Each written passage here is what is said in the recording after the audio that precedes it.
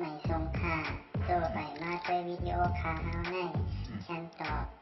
เลือกขับนครปันและเฮงลำนั่นคือดำค่ะยินต้นขอบใจใหญ่ค่ะเ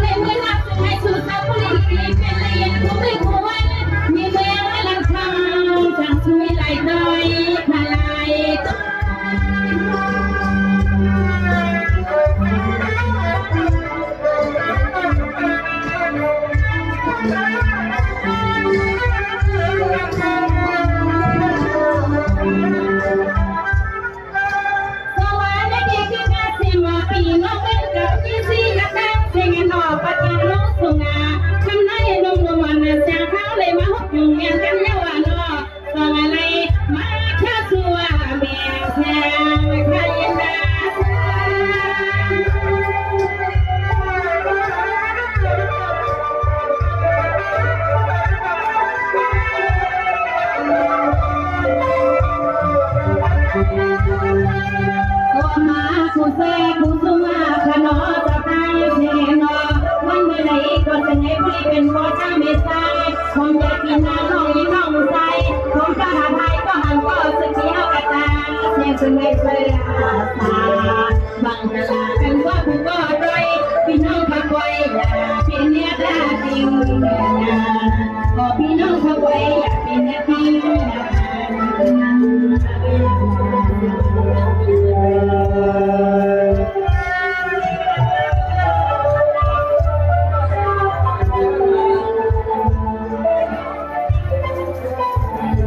ได้พี่น้องมันหลงข้าเป็นคนเตียงบงเตียงของข้า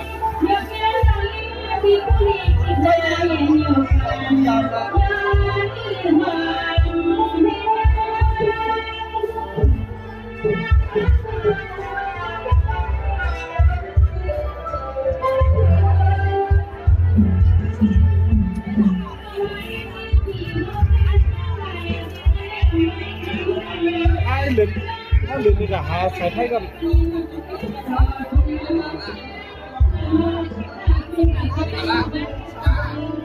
โอ้ยยังมันสาวแล้ว